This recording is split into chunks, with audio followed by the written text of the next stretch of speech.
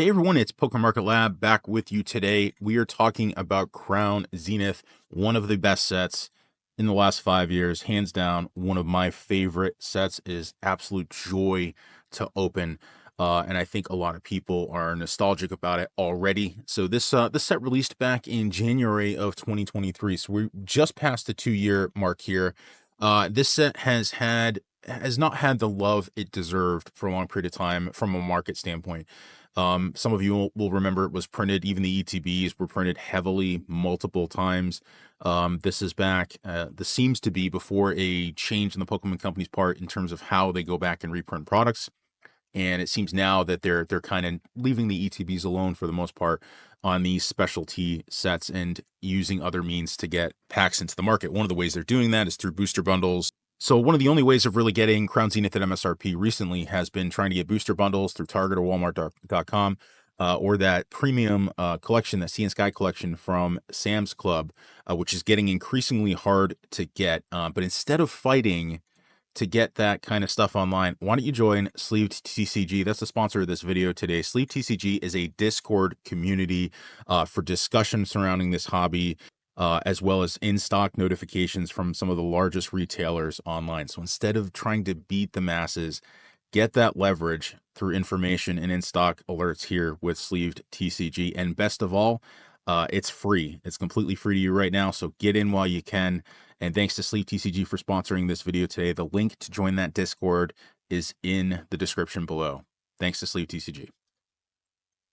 So let's get into Crown Zenith from a market update standpoint. The Pokemon Center ETB is the first off here. This is before the stamp promos were in these ETBs. So remember, there was really, back in the Sword and Shield era, there's really nothing to separate. There's nothing to make them special necessarily. They contained an extra pack. This one particularly contains, I believe, an extra 2 packs. This is 12 packs per box. And this box is a different shape than the regular ETBs. It's actually elongated a bit. And look at that box art. I've talked about this before. I've waxed poetically about the box art and how important that is and how people don't talk about that. But there are entire businesses, multi-billion-dollar businesses that study this kind of stuff from a marketing standpoint. Box art matters tremendously, and this one is particularly beautiful for display purposes. It's gorgeous. It's a coveted item now at this point. There's only 50 available on TCG Player, and this is sitting right at a $200 market price, and there's no reason it's going to stop from here.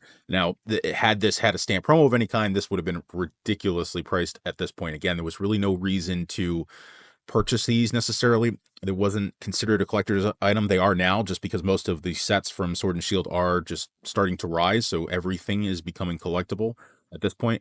But there was no reason to crack these boxes, and so the population out in the market was always fairly high, versus the Pokemon Center stamped versions, where there's a reason to crack that product to get that stamp promo. So this is just a phenomenal box. I'm so glad I grabbed a couple of these when the pre-orders went up before release day, because it's a coveted item. They're not going to leave my collection. And I think these are, they're fantastic. And we have the regular ETB here sitting at a very, very healthy $99 market price right now, up 77% in the last few months, finally getting what it deserves from a market standpoint. These were sitting until very recently at about $50 at MSRP. We kept seeing them come back to MSRP as recently, I think, as this past summer. So not too long ago, about 6 months ago. So it was very easy to get these at just about any price point you wanted. And again, the market's changed since then, but also these have dried up. So your opportunity to get Crown Zenith that window is closing fast. Again, talking about the Sea and Sky collection from Sam's Club, those were fairly available. If you wanted to get them, you could. If you knew how to get them, if you knew how to kind of stock the website, you could get them, or you can get them in person, of course. Those are drying up. Booster bundles are starting to become rare. ETBs are starting to become rare. So this price return that we've seen on this product is not going to stop. These are going to continue to become coveted. It is a nostalgic set already. We're 2 years into this, and I cannot explain how good of a product this is to open. And I'm going to go into that in a little bit of detail here, talking about the singles.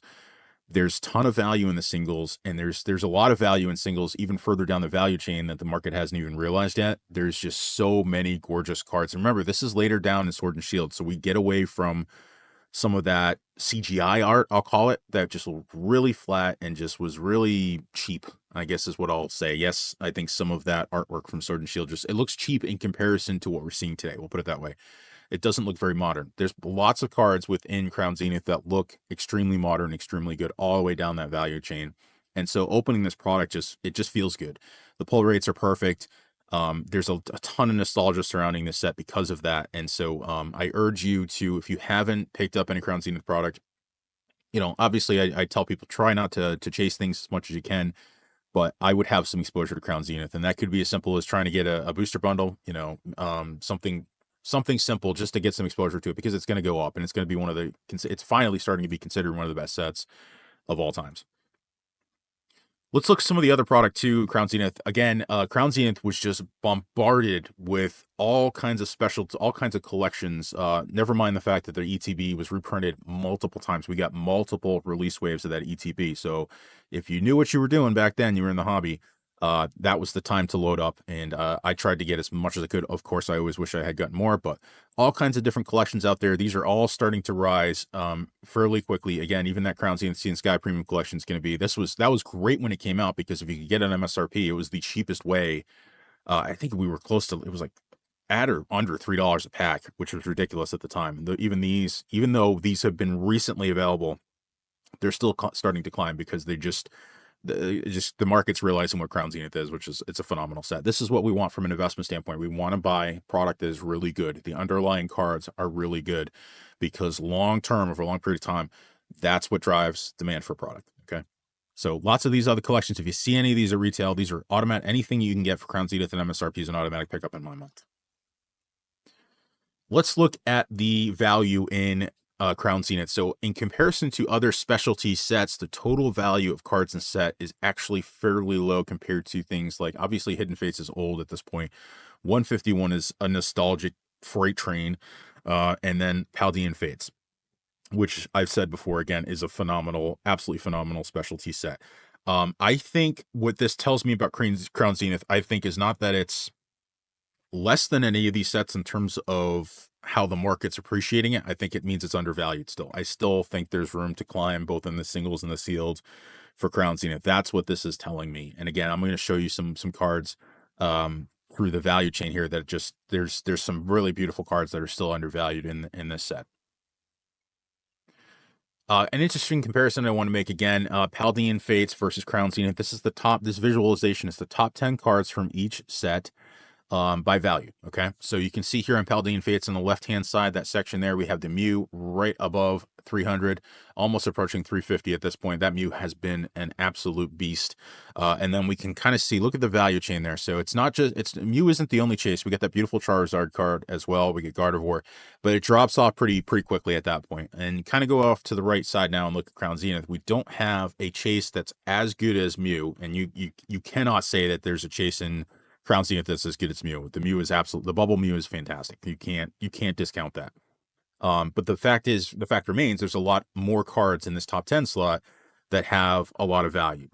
So my point is that cost, that value is spread amongst more cards, which I think is a good thing from a pack opening standpoint, right? We've said this before. Collectors want value when they open cards, when they open packs. Even my kids are like, "Hey dad, check TCG player, how much is that card worth?" Right? It's not the only thing we care about, but we want to pull beautiful cards, but it's absolutely part of the collecting experience.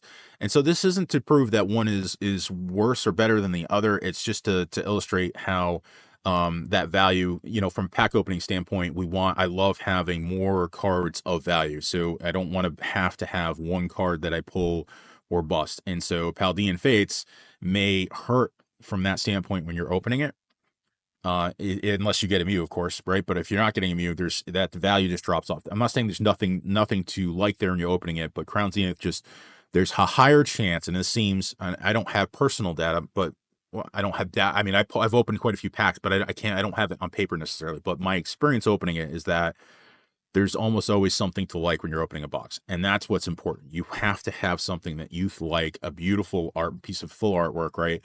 That you just covet when you open a box. And if you do that, that means you're going to open more product too, right? Which is what we want from an investment standpoint. Okay, now we're going to do our typical top 6 look here through the value chain. We have that Giratina V-Star right at the top there. Beautiful, absolutely massive return in the last few months, 100% return. These are getting scarce on TCG Player with only 65% available, 65 available, excuse me. $200 market price, just sitting beautifully. And you can look here, look at that chart below here. We're seeing lots of good volume movement here. So it's just it's I mean it's at the point where it's a fear of missing out, where people are throwing money at it to try to accumulate cards before they get priced out of it. So and then we go on to the Arceus V Star here, sitting at $129 market price for near mint. And this chart's a little jacked up here from TCG Player. Nothing I can do about it, but there's only 50 of these available on TCG Player. But this is selling. Looking at the, if I can, you can punch into how many sales there are, there's plenty of sales here. So this is not correct. But a beautiful card. And then one of my favorite cards here, the Mewtwo V-Star. This is my Mew Kamehameha Goku style. Here's what I call it. I love this angle. I love it's a beautiful card. It's not it's got a lot it's got a little action going on, but it's not too busy. There's focus on characters. These V-Stars here are a little, these Giratina and Arceus, these gold V-Stars, a little busy for me. Even in person, they're a little bit, they're beautiful. Don't get me wrong. They're just that V-Star, this is my chase, so to speak, for this set. Sitting at $114, 99% increase in the last 3 months. And look at the volume, the sell volume. Very, very, very steady on this product. And again, I think a lot of this is, as a whole, Crown Zenith is finally starting to get what it deserves in terms of attention. And a lot of people are like, "Oh crap, I'm gonna miss out on the singles front here." And obviously, there's a lot of speculation and such going on as well with these cards. But again, beautiful, beautiful cards here. All right, looking at our next 3, we have the Origin Form Palkia V-Star on the left-hand side, sitting at $94, 96% return in the last 3 months. And these percentage increases here are far and away some of the best that we've seen in across the board for sets here. There's obviously some that beat it, but these are really good performers compared to all other singles at this point, especially for that price. Sitting in the middle here, we have Origin Form Dialga V-Star. And it's a beautiful 74% return in the last few months, sitting at $85. And again, looking back here at the Palkia, only 38 listed on TCG Player. And then that Leafeon V-Star on the right-hand side there, absolutely beautiful card. One of my favorites from the set. 100% return in the last few months, under 50 listed on TCG Player. So the opportunity, remember what happens when box prices get expensive, you get less cracking. And that means less singles in the market, which means prices start to go up again. So opportunity for some of these cards is drying up. I wanted to talk about some other cards from the set.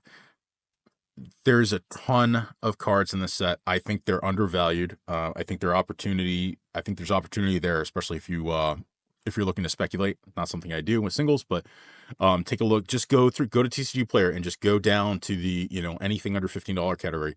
There's a bunch of cards that I'm looking through today for this video. I'm like, damn, this should be worth more money. This should be worth more money.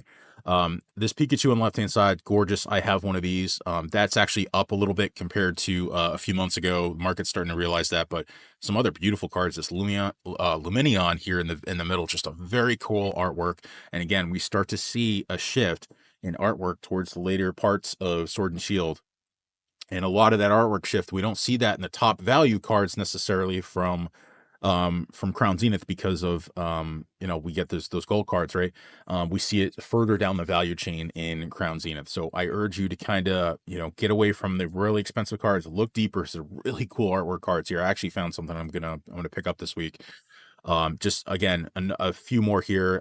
These are honorable mentions, essentially, from not necessarily from a value standpoint, just from an artwork standpoint, because they're really, really beautiful cards. And I wanted to urge you. And there's only a few of them here, but I guarantee you, I could have picked out probably 30 different pieces of artwork that I just absolutely loved, and that I wasn't even paying attention to prior to this video. I love this this UFO Deoxys here, VMAX, really cool card. That's got to be beautiful in person with the colors and everything. So that's got to be worth a pickup right there for sure. But I urge you to get out of that top value. That's where the magic happens in right now in this kind of market. Is you got to look outside of the top value. You got to go deep down the chain.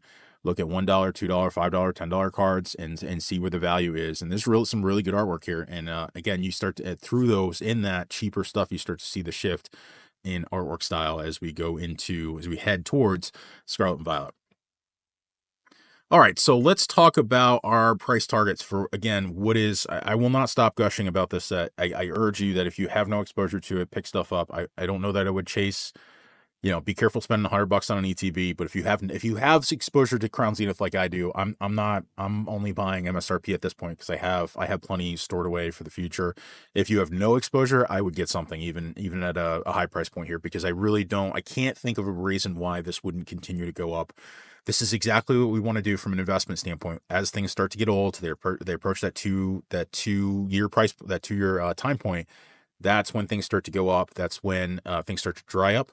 And so that's the magic time we want to start thinking about, grabbing this product. And this probably would have stayed a little cheaper for a while if it weren't for this crazy market that we're in. But I think this market's going to shove more money towards purchasing Crown Zenith in the future. So I think our time is getting limited to get this. So again, if you have no exposure, get something if you can at MSRP. But I think that time is probably more behind us than it is in front of us. So you may have to just get in at maybe a booster bundle, an ETB. I hate to spend $100 on an ETB, but that's where we're at right now. So I do not want to be in a future state here where I don't have exposure to Crown Zenith, because you're gonna kick yourself. So just a beautiful set.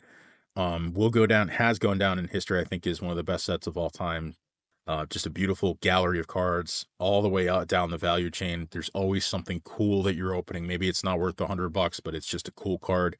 And that's part of what we want when we're opening a product. We do not want a chase or bust. To me, that's just my personal take on it. So, all right, that's our update for Crown Zenith.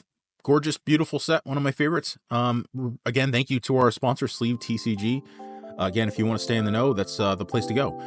Link in the description below. And that's it for this one. We'll see you on the next one. PokeMarketLab out.